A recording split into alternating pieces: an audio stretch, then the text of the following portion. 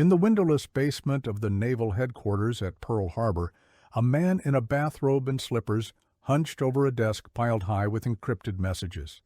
He hadn't bathed in 3 days. His eyes were bloodshot from lack of sleep, and the coffee in his mug had gone cold hours ago. The date was May 1942, and Commander Joseph Rochefort was running out of time. Somewhere out there in the vast Pacific Ocean, the Japanese Imperial Navy was planning something massive, something that could decide the fate of the entire war. And Rochefort was convinced he knew exactly where they were going to strike. The problem was, nobody in Washington believed him.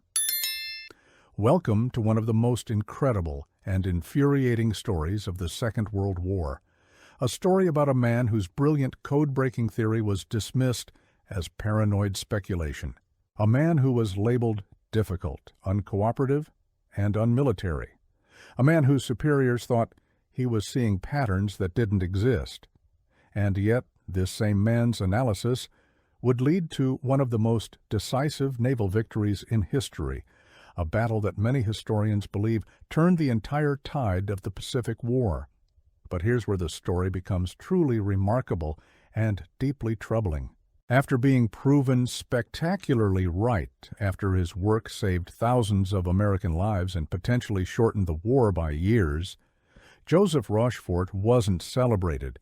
He wasn't given medals.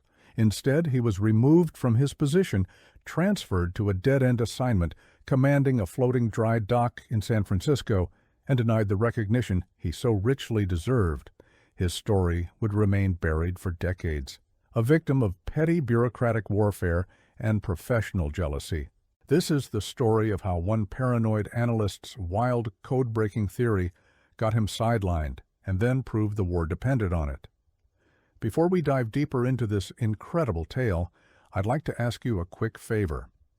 If you're enjoying this video so far, please take a moment to click the like button and subscribe to the channel. Your support helps us continue bringing you these remarkable stories from history. And if you have any thoughts or questions, drop them in the comments below. I love hearing from you. Now, to understand Joseph Rochefort's story, we need to go back to the beginning to understand the kind of man he was and how he ended up in that basement at Pearl Harbor. Joseph John Rochefort was born on May 12, 1900 in Dayton, Ohio. Though he would later claim to have been born in 1898 when he enlisted in the Navy. He was still in high school in Los Angeles when he made the decision that would change his life. In 1917, America had just entered the Great War, and the young Rochefort, like many boys his age, was eager to serve. But unlike most, he didn't wait to finish school. He lied about his age and enlisted in the United States Navy without even having a diploma. This decision would set the tone for Rochefort's entire career. He was always an outsider, always someone who didn't quite fit the traditional Navy mold. He wasn't an Annapolis graduate. He didn't come from a naval family. He was what the Navy called a Mustang, an officer who had risen through the enlisted ranks. And throughout his career, he would be reminded of this unconventional path. After the war ended, Rochefort found himself at the Navy's Steam Engineering School at Stevens Institute of Technology, where he earned his commission as an ensign. His first assignment was aboard the tanker USS Kuyama, where he served as engineering officer. It was here that a fellow officer noticed something interesting about Rochefort. The young officer had a remarkable talent for solving crossword puzzles and demonstrated exceptional skill at auction bridge, the precursor to contract bridge. These might seem like trivial observations, but in the world of naval intelligence, pattern recognition and logical thinking are everything. That officer recommended Rochefort for a Navy cryptanalysis class in Washington, D.C., and just like that, almost by accident, Joseph Rochefort found his calling. Cryptanalysis, the art of breaking codes and ciphers, is not for the faint of heart. It requires patience, brilliance, and the ability to see patterns where others see only chaos. Rochefort possessed all of these qualities in abundance. By 1925, at the young age of 25, he had become the head of the Navy's code-breaking desk in Washington. It was an astonishing rise for someone without a college degree, let alone one from the Naval Academy. During this period, Rochefort worked alongside some of the most brilliant minds in American cryptanalysis. His primary mentor was Captain Lawrence Safford, a pioneer in naval communications intelligence, who would become known as the father of naval cryptology. Another colleague was Agnes Meyer Driscoll, often called the First Lady of Naval Cryptography, who was breaking Japanese naval codes before most Americans even knew such work existed. From these masters, Rochefort learned not just the technical aspects of code breaking, but the art of intelligence analysis. He learned that breaking a code was only half the battle. The other half, perhaps the more important half, was understanding what the decoded messages meant, seeing the patterns, anticipating the enemy's next move. It was grueling work. Cryptanalysis in the 1920s was done entirely by hand, without computers, without sophisticated machines. Analysts spent hours poring over intercepted messages, looking for repetitions, testing theories, making educated guesses. It required a particular kind of mind, one that could hold vast amounts of information simultaneously, while looking for subtle patterns that would unlock the code. One had to be part mathematician, part linguist, part detective, and part prophet. Rochefort excelled at this work, but he also chafed under it. He was a man of action, trapped in a world of paper and puzzles. He longed for the open sea, for the camaraderie of shipboard life, for the tangible satisfaction of machinery and navigation rather than the abstract world of codes and ciphers. But Rochefort's story wasn't just about breaking codes. The Navy recognized that to truly understand Japanese communications, they needed people who could think like the Japanese. So in 1929, they sent Rochefort to Japan for 3 years to learn the language and study the culture. This experience would prove invaluable. Rochefort didn't just learn Japanese, he learned to understand how the Japanese military mind worked, how they phrased things, what they valued, what they feared. By the time Rochefort returned to the United States, he was something rare in the Navy, a trained cryptanalyst who was also an expert Japanese linguist with deep cultural knowledge. But here's where things get interesting. Rochefort didn't actually like cryptanalysis. He found the work tedious and isolating. What he loved was sea duty, being out on the open ocean, serving on ships. Throughout the 1930s, he bounced between cryptographic assignments and sea duty, including a stint as the right-hand man to the Commander-in-Chief of the United States Fleet. This tension between his talents and his desires would define much of Rochefort's career. He was extraordinarily good at something he didn't particularly enjoy, and mediocre at the things he loved. But fate had other plans for Joseph Rochefort. In June 1941, with war clouds gathering over the Pacific, Rochefort received orders that would change history. His old friend and mentor, Captain Lawrence Safford, now heading OP-20G, the Navy's cryptographic intelligence operation in Washington, assigned him to take command of Station Hypo at Pearl Harbor. Hypo was one of 3 Navy stations dedicated to intercepting and decrypting Japanese communications. The others were Station Cast in the Philippines and Station Nagant in Washington itself. Rochefort didn't want the job. He preferred sea duty. But orders were orders, and so he found himself in Hawaii, setting up shop in the basement of the 14th Naval District Headquarters building. It was a facility he would rarely leave for the next year. The basement where Rochefort and his team worked was known as the dungeon. It was a secure space, accessible only to those with the proper clearances. There were no windows. The air was thick with cigarette smoke. Tables and desks were piled high with intercepts, coded messages transmitted by the Japanese Navy that had been plucked from the airwaves by listening stations across the Pacific. Rochefort hand-picked his team carefully. He brought in some of the Navy's best cryptanalysts, traffic analysts, and Japanese linguists. These included brilliant minds like Thomas Dyer, who led the actual code-breaking efforts, and Joseph Finnegan, a skilled linguist. In an unusual move, Rochefort also recruited musicians from the battleship California's band, reasoning that their ability to read music quickly made them adept at pattern recognition. The team's primary mission was to crack the Japanese Navy's most secure communications. The main naval code was designated JN-25, and it was a monster of a cipher system. It consisted of roughly 45,000 five-digit numbers, each representing a word or phrase.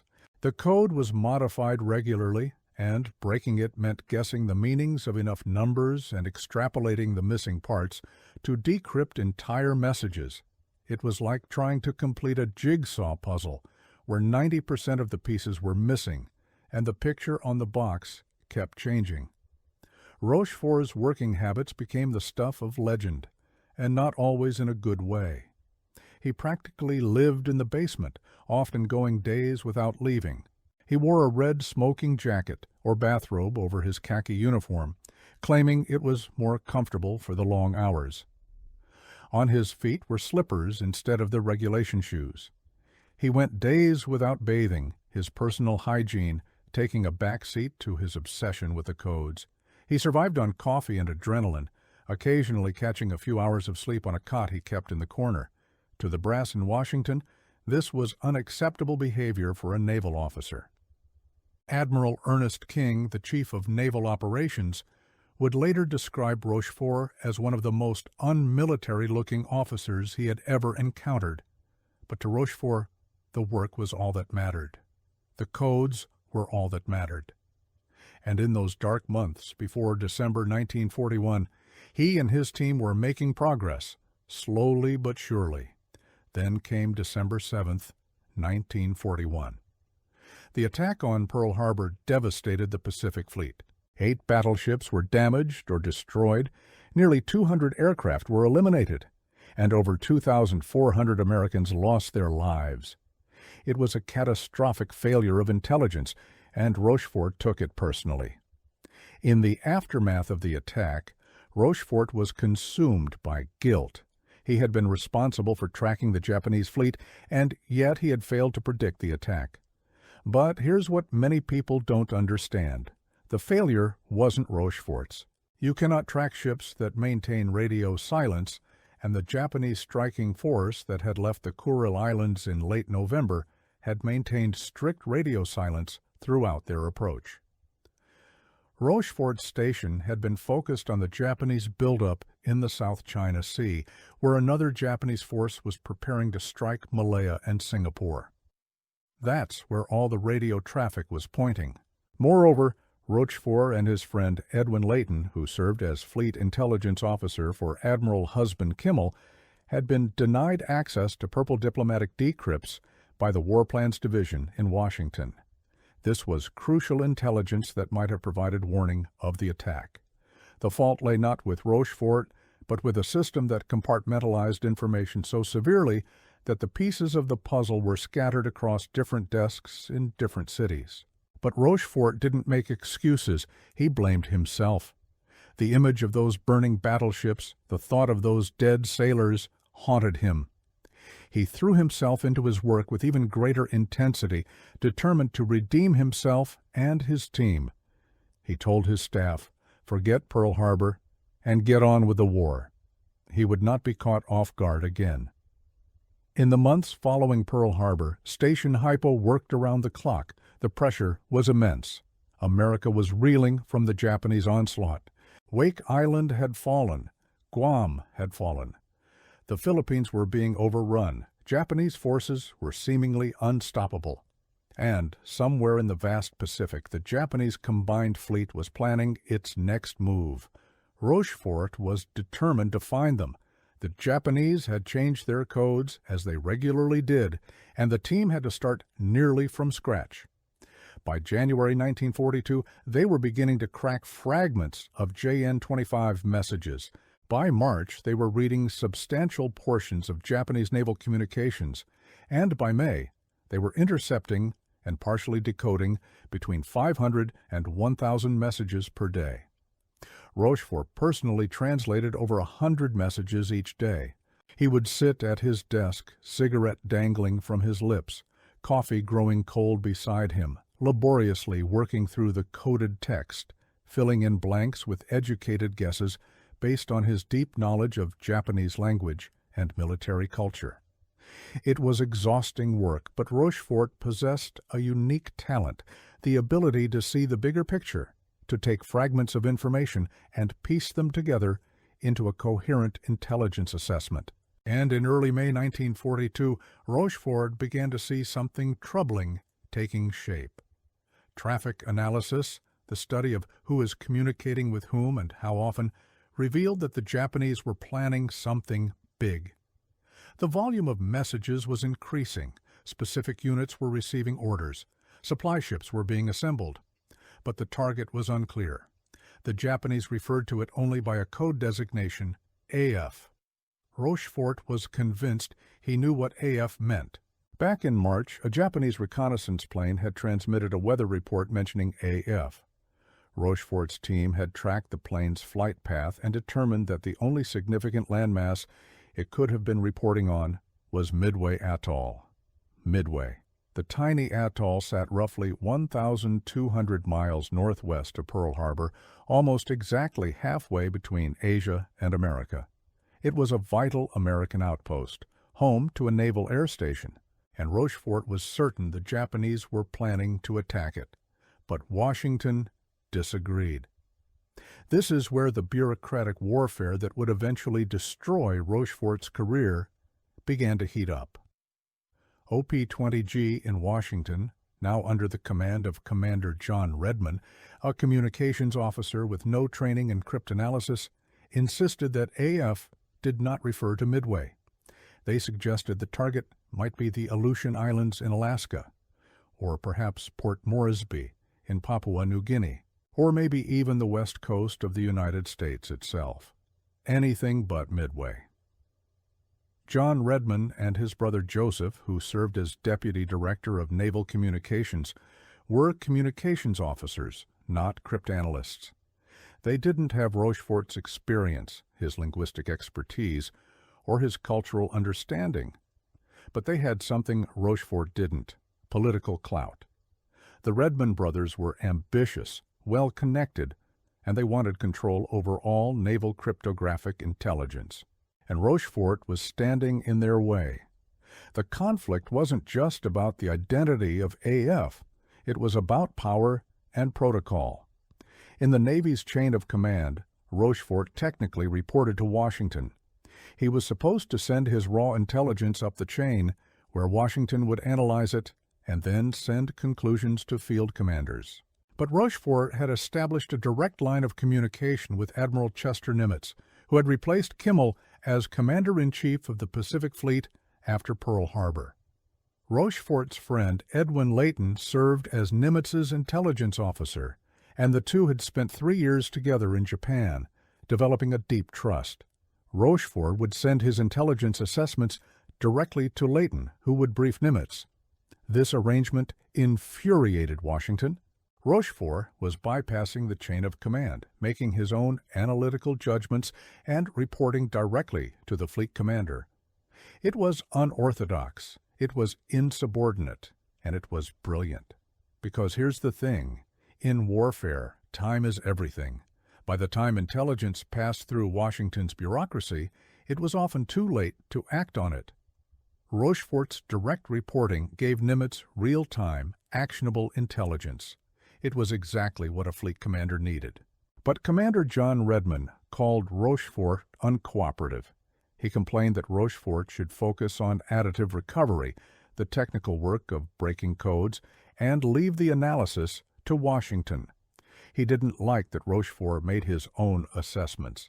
He didn't like that Rochefort reported to Nimitz. Most of all, he didn't like being proven wrong, and Rochefort was about to prove him spectacularly wrong. By mid-May, Rochefort was certain of his analysis. The Japanese were planning a major operation against Midway, and it was coming soon. He estimated the attack would occur in late May or early June. Washington scoffed. They insisted any attack would come in mid-June at the earliest and probably against the Aleutians. Nimitz was caught in the middle. He trusted Rochefort, but the stakes were enormous. If Nimitz committed his carriers to defend Midway and Rochefort was wrong, the Japanese could attack elsewhere and catch the American fleet out of position. It could be Pearl Harbor all over again, or worse. Nimitz's career, and possibly the war itself, hung in the balance. This is when Rochefort made his masterstroke. Jasper Holmes, one of Rochefort's staff members, came up with an ingenious idea. They needed to prove, beyond doubt, that AF was Midway. Why not make Midway announce itself? The plan was simple but elegant. They would have Midway send an unencrypted radio message, something the Japanese would surely intercept, reporting that their water desalination plant had broken down and they were running short of fresh water. Rochefort took the idea to Layton, who presented it to Nimitz. The admiral approved immediately. They sent instructions to Midway via secure undersea cable, telling the garrison commander to broadcast an emergency request for water in plain language. The beauty of the ruse lay in its simplicity. Midway was a small atoll with no natural fresh water supply. The garrison depended entirely on desalination plants to convert seawater to drinking water. A breakdown in these plants would indeed be an emergency. The Japanese, monitoring American radio traffic, would have no reason to suspect this was anything other than a genuine distress call. It was exactly the kind of routine communication that happens in military operations. The message went out. Midway dutifully reported that their water desalination system had broken down and that they were running short of fresh water. They requested emergency resupply. To any casual observer, it was simply an island garrison dealing with an equipment failure. Within 2 days, the trap sprung shut. Japanese radio operators, monitoring American communications, picked up Midway's distress call and dutifully reported it up their chain of command. They were just doing their jobs, recording American communications, noting anything that might be relevant to upcoming operations. They had no idea they were being played. Station Hypo intercepted a Japanese message stating that AF was running short of fresh water and that additional water desalination equipment should be loaded for the operation. That was it. Proof positive. AF was Midway. Rochefort must have felt an enormous sense of vindication when that intercept came through. Weeks of analysis, of piecing together fragmentary intelligence, of being second-guessed by Washington, and now he had proof. Not speculation, not theory.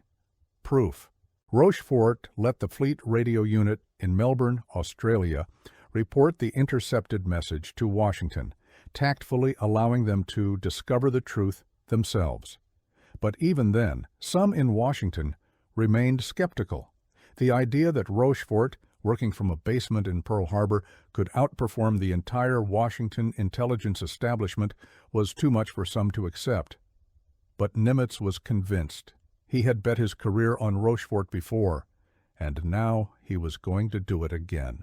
The admiral ordered 3 carriers, Enterprise, Hornet, and the hastily repaired Yorktown, to take up positions northeast of Midway. He was setting a trap. It was an enormous gamble. Nimitz had only 3 carriers to face what Rochefort estimated would be at least 4 Japanese carriers, possibly more.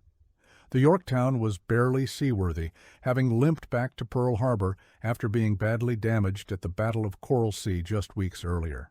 Navy Yard workers had estimated it would take 90 days to repair her. Nimitz had given them 3. Working around the clock, they patched her up enough to sail, but she was far from battle-ready.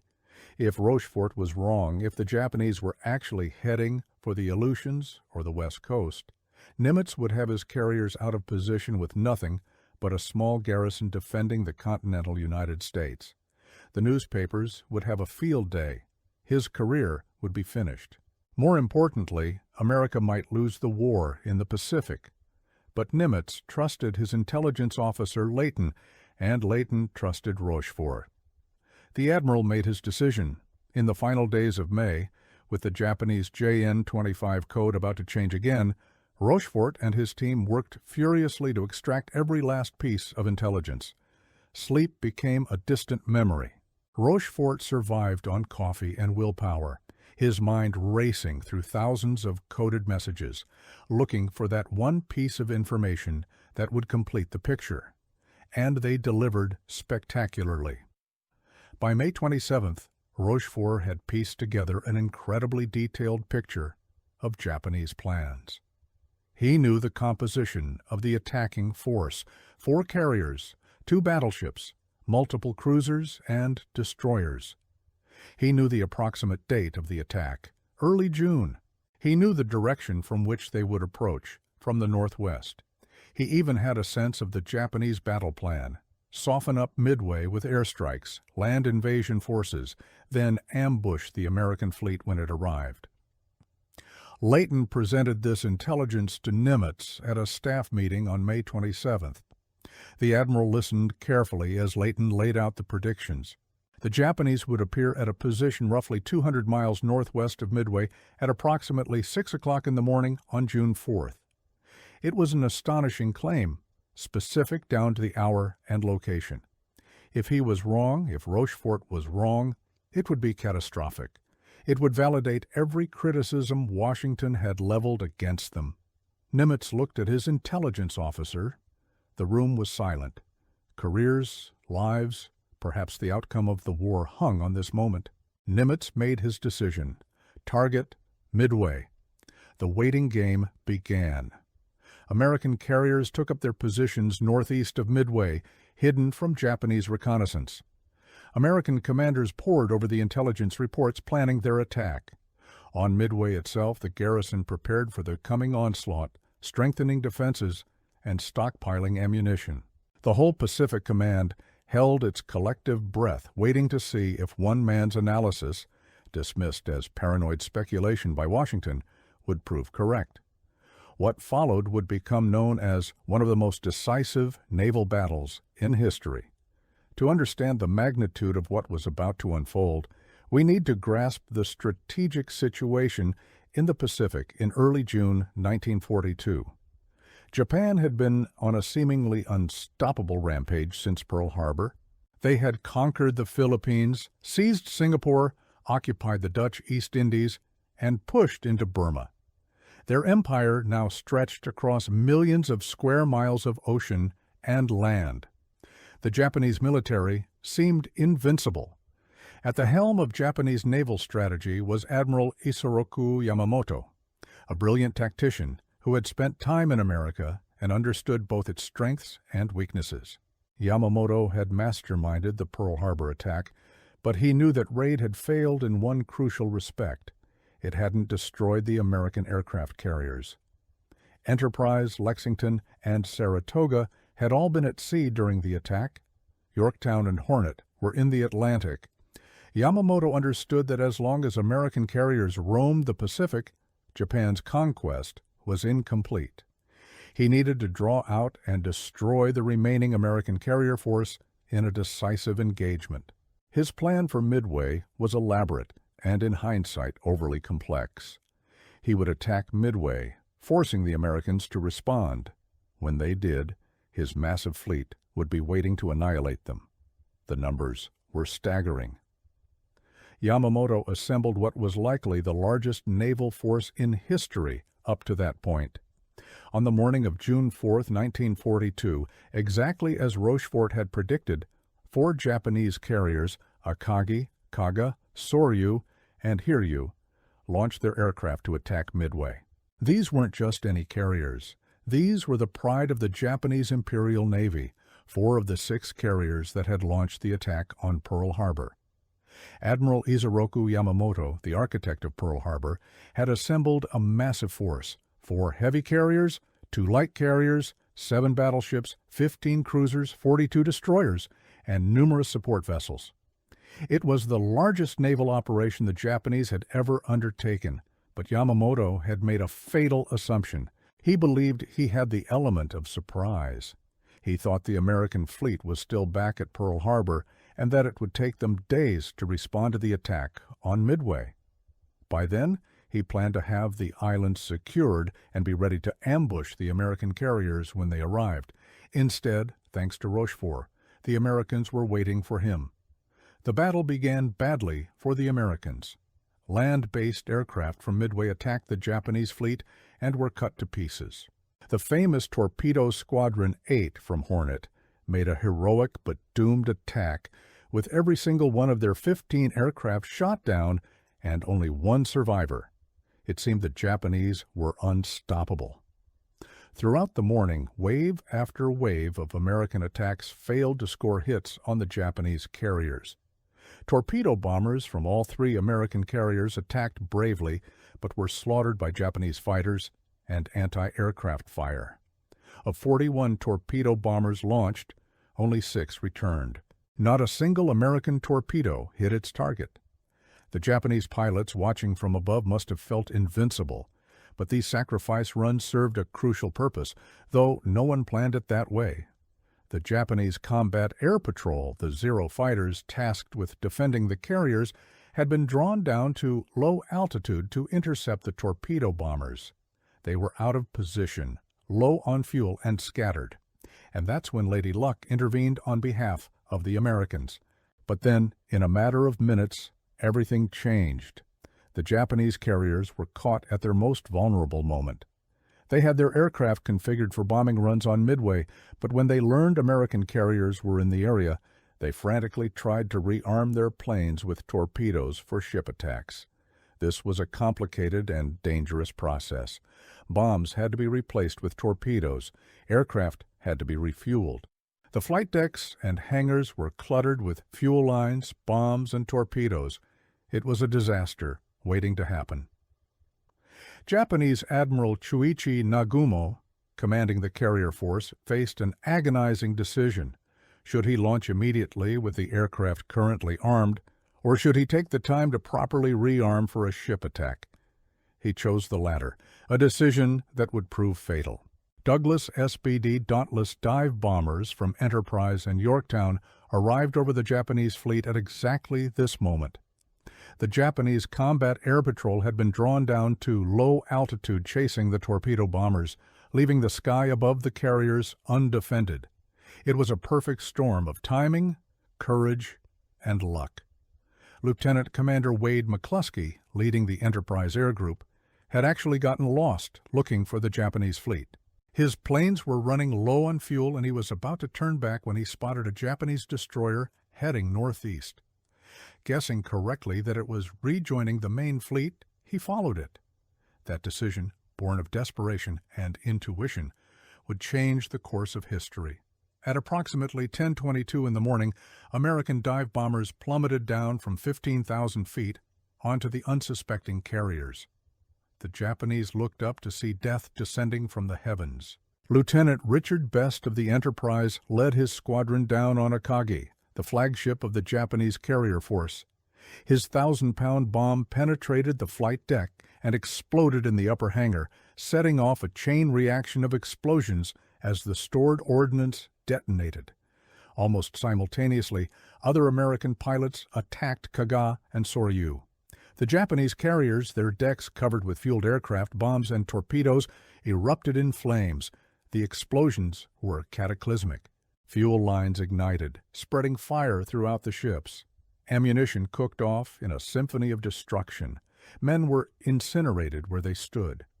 Within 6 minutes, 3 of Japan's 4 carriers, Akagi, Kaga, and Soryu, were mortally wounded, their decks engulfed in flames from exploding ordnance.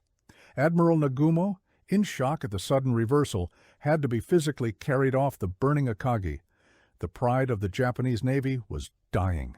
The 4th carrier, Hiryu, had escaped the initial attack and launched a desperate counterattack.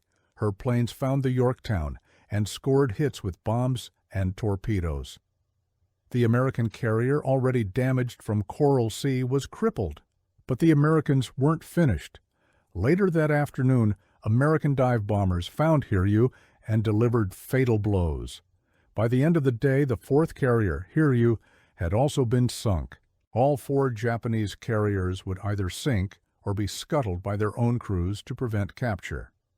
Akagi, Kaga, Soryu, and Hiryu, 4 of the 6 carriers that had attacked Pearl Harbor, now rested on the bottom of the Pacific Ocean, taking thousands of Japanese sailors with them.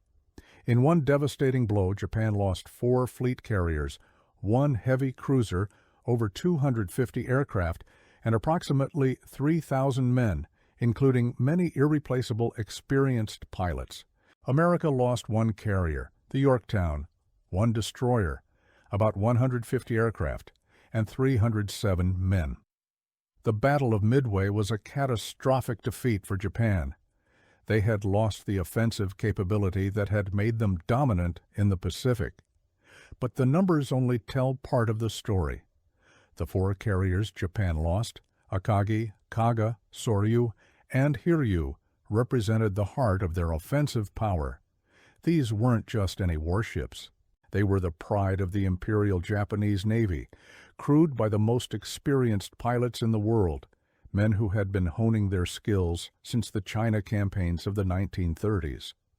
3 of these carriers had participated in the attack on Pearl Harbor just 6 months earlier. Japan's industrial capacity could eventually replace the ships and aircraft, but the experienced pilots, the men who had accumulated years of combat experience, were irreplaceable. Japan would spend the rest of the war trying to train new pilots who could match the skill of the men lost at Midway, and they would never succeed. Moreover, the psychological impact was enormous. For 6 months, Japan had seemed invincible.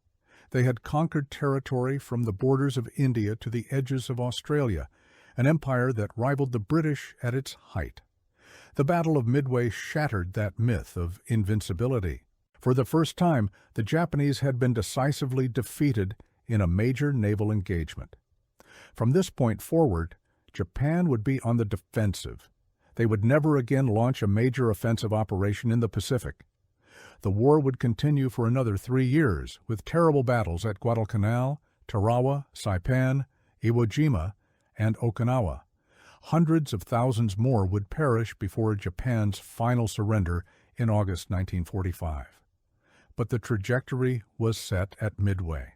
Japan had lost the initiative, and they would never regain it. British Prime Minister Winston Churchill, who had been First Lord of the Admiralty and understood naval warfare intimately, called Midway one of the most stunning and decisive blows in naval history. American and Japanese naval historians alike consider it the turning point of the Pacific War, the moment when the tide turned irrevocably against Japan, and it was all because of Joseph Rochefort.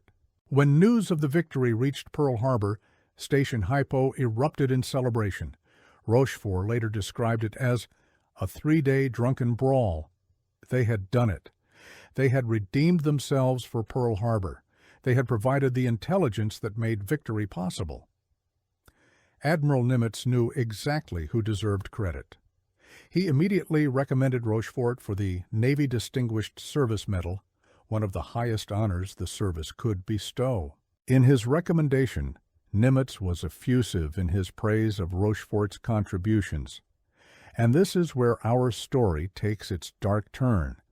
The recommendation for Rochefort's medal landed on the desk of Admiral Ernest King, Commander-in-Chief of the U.S. Fleet.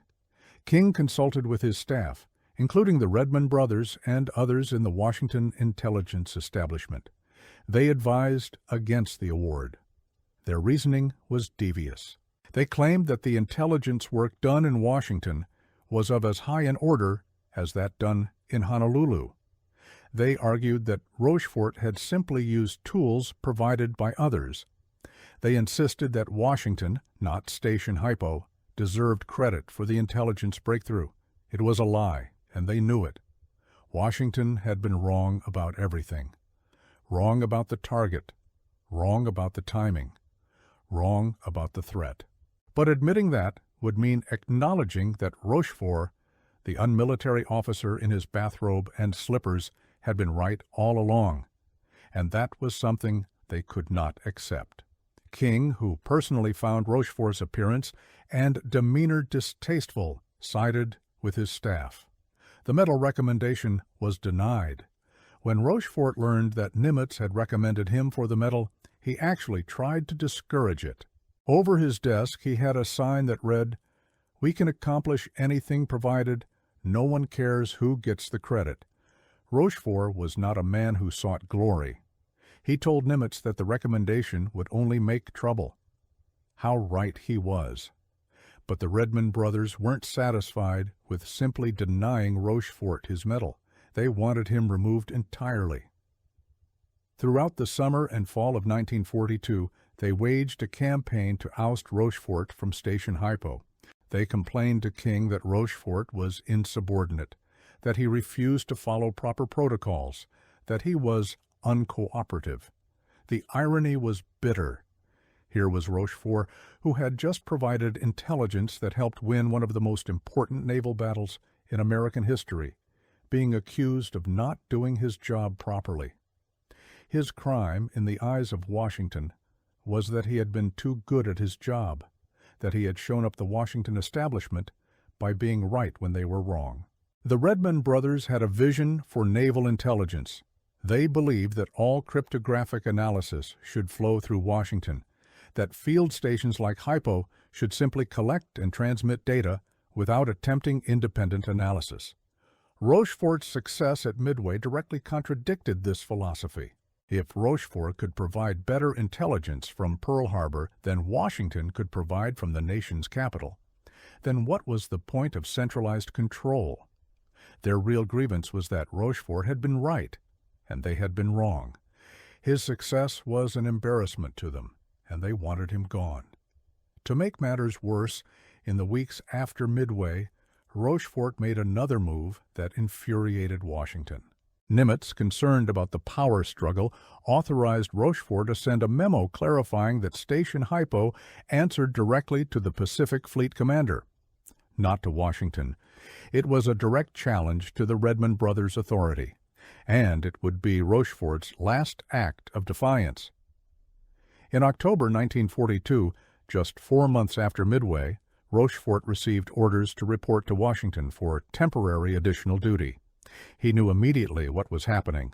He told Nimitz that he would not be allowed to return to Hypo. Nimitz was furious, but he was powerless to stop it. The decision came from King himself.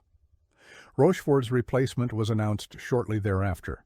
He was officially relieved of command of Station Hypo on November 16, 1942. The man who had provided the intelligence that won Midway was out. The Navy didn't court-martial Rochefort. They did something worse. They sent him to command a floating dry dock in San Francisco. It was a dead-end assignment, far from the action, far from intelligence work. He had been, as his friends described it, speared like a frog and hung out to dry for the rest of the war when he could have done so much more to help win it.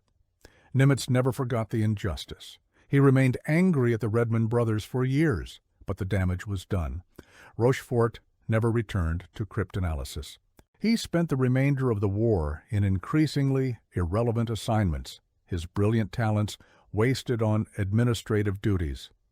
In 1944, he was brought back to Washington to head the Pacific Strategic Intelligence Section, doing planning work for the eventual invasion of Japan.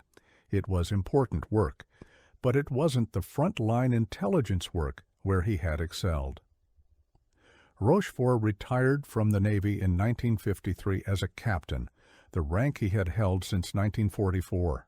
He settled in Torrance, California, and rarely spoke of his wartime service. The details of his work at Station Hypo remained classified, and Rochefort, a man who believed in keeping secrets, wasn't about to reveal them. Joseph Rochefort passed away on July 20, 1976, at the age of 76. Just a month before his passing, the movie Midway had been released, featuring Hal Holbrook as Rochefort. It was one of the first public recognitions of his role in the battle, though it only scratched the surface of his contributions. Rochefort's grave in Inglewood Park Cemetery bears only his name and dates. There's no mention of Midway, no indication of the vital role he played in turning the tide of the Pacific War. But his story didn't end with his passing. His former colleagues at Station Hypo had never forgotten the injustice done to their commander.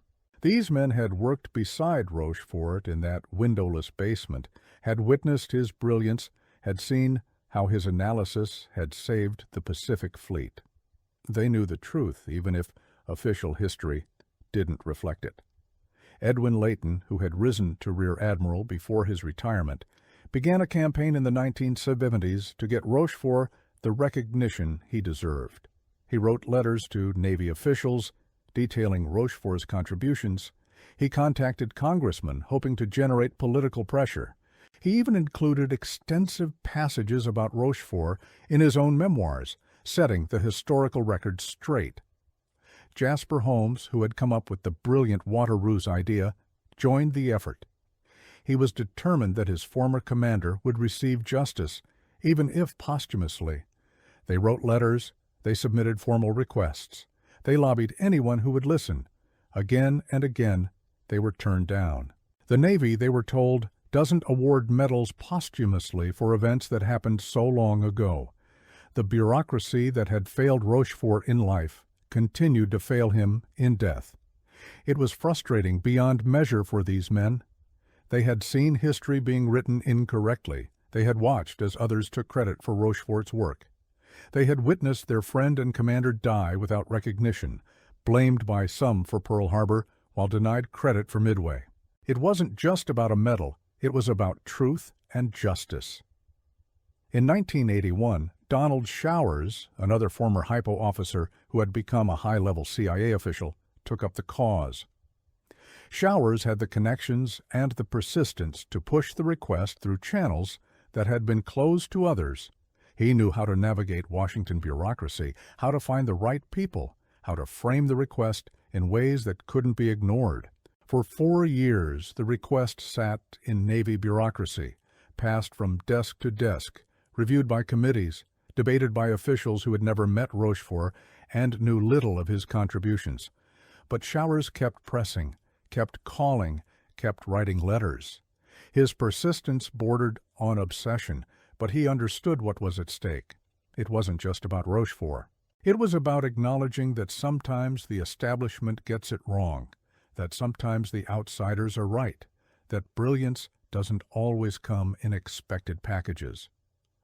Finally, in 1985, the Navy approved the award of the Distinguished Service Medal to Captain Joseph Rochefort. 43 years after Midway, 43 years after Nimitz had first recommended it, Rochefort would finally receive the recognition he deserved.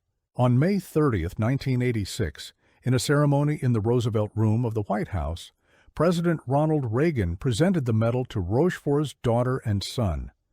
Vice President George Bush and other dignitaries attended. The citation read, in part, that Rochefort's work had been pivotal to the victory at Midway and had changed the course of the war in the Pacific. It was a bittersweet moment. Justice had finally been done, but Rochefort wasn't there to see it. He had passed away a decade earlier, still denied the recognition he deserved. The story of Joseph Rochefort raises troubling questions about how we treat those who challenge the establishment, even when they're right. Especially when they're right. Rochefort's crime wasn't that he was wrong. His crime was that he was right when his superiors were wrong. His crime was that he didn't fit the Navy's image of what an officer should look like or how he should behave. His crime was that he valued getting the job done over following protocol. Think about what the Navy lost when they removed Rochefort from Station Hypo. Here was a man who had demonstrated an almost supernatural ability to piece together fragments of intelligence into coherent pictures. He had proven that he could anticipate Japanese movements with remarkable accuracy. He had shown that direct reporting to field commanders was more effective than the bureaucratic model Washington preferred. And instead of learning from his methods, instead of studying how he achieved such success, the Navy removed him from the fight and buried him in administrative duties. How many other battles might Rochefort have helped win? How many American lives might he have saved? How much sooner might the war have ended if Rochefort had been allowed to continue his work? These are questions we can never answer, but they haunt the story nonetheless. The sad truth is that bureaucracies often punish excellence when it comes from unexpected sources. The Redmond brothers weren't evil men. They were ambitious officers who believed in a certain organizational structure. They couldn't accept that their model was inferior to what Rochefort had developed in his Pearl Harbor basement. Rather than admit they were wrong, they destroyed the career of the man who proved it. In January 2012, the Navy finally made a more lasting acknowledgement of Rochefort's contributions. At the National Security Agency facility at Pearl Harbor, they dedicated the Captain Joseph J. Rochefort building in his honor. It stands on the same base where he worked in that windowless basement, where he spent sleepless nights in his bathrobe and slippers, piecing together fragments of coded messages to save his country. Rochefort's legacy extends far beyond Midway. He was a pioneer in the concept of actionable intelligence, the idea that intelligence should be provided directly to commanders in the field without layers of bureaucratic filtering. This principle, which Rochefort implemented against Washington's wishes, has become standard practice in modern military intelligence. Today, when Special Operations Forces receive real-time intelligence updates during missions, when commanders in the field have direct access to satellite imagery and intercepted communications, they are benefiting from a principle that Rochefort championed and nearly lost his career defending. The idea that intelligence must be actionable, that it must reach decision-makers quickly and in usable form, is taken for granted now. But in 1942 it was revolutionary, and Rochefort paid a heavy price for championing it. His work also demonstrated the vital importance of cultural and linguistic knowledge in intelligence work. Rochefort didn't just break codes. He understood the Japanese mind, their language, their military culture. This allowed him to fill in the blanks in intercepted messages and make the intuitive leaps that pure mathematical cryptanalysis couldn't provide. Modern intelligence services now emphasize cultural and linguistic training as essential components of analysis. The CIA, NSA, and military intelligence services all invest heavily in developing analysts who understand not just the technical aspects of intelligence gathering, but the cultural contexts in which their targets operate. This, too, is part of Rochefort's legacy. Perhaps most importantly, Rochefort's story serves as a case study in the dangers of bureaucratic thinking.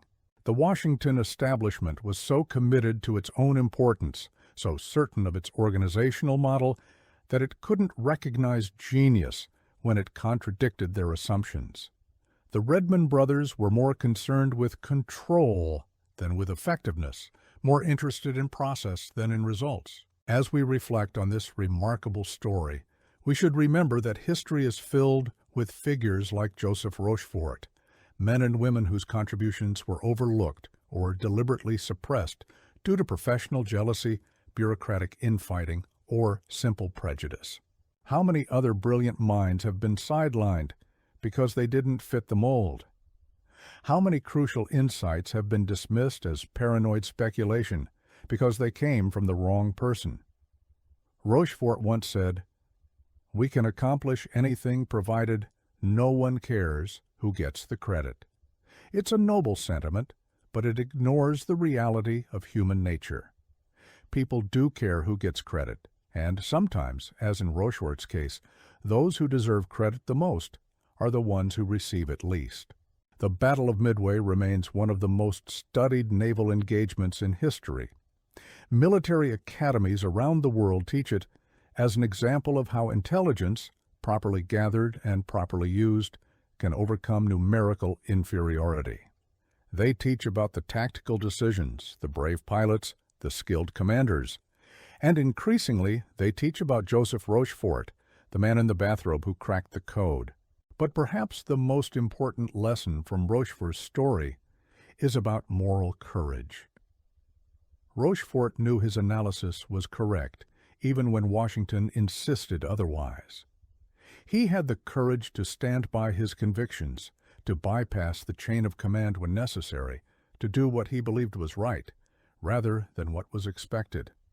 That moral courage, more than any medal, is his true legacy. Today, if you visit the National Cryptologic Museum in Maryland or the Pacific Aviation Museum at Pearl Harbor, you'll find exhibits dedicated to Rochefort and the codebreakers of Station Hypo. His story has finally become part of the official narrative of the Pacific War. Books have been written about him, documentaries have been made. The brilliant, eccentric officer who was once dismissed as unmilitary and uncooperative is now recognized as one of the most consequential figures of the Second World War. Yet even now, his story serves as a reminder that brilliance doesn't always come in expected packages, a reminder that the establishment doesn't always know best, a reminder that doing the right thing can come at great personal cost, and a reminder that sometimes the greatest heroes are those who never sought glory, who only wanted to serve their country and get the job done. Joseph Rochefort got the job done. He provided the intelligence that enabled the greatest naval ambush in history. He helped turn the tide of the Pacific War. He saved countless American lives.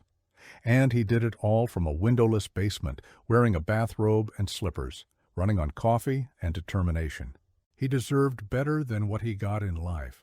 But history eventually gave him his due. And his story continues to inspire those who fight the good fight, even when no one believes them, even when the establishment pushes back, even when it costs them everything. Because sometimes the paranoid analyst is right. Sometimes the wild theory is the truth. And sometimes everything depends on someone having the courage to say so. Thank you for watching this story of Joseph Rochefort, the codebreaker who saved Midway. If this video resonated with you, please hit that subscribe button and the notification bell so you don't miss our next deep dive into history. Leave a comment below with your thoughts on Rochefort's story and share this video with anyone who appreciates the unsung heroes of history. Until next time, remember, the greatest victories are often won by those whose names we never know. Let's make sure we know them.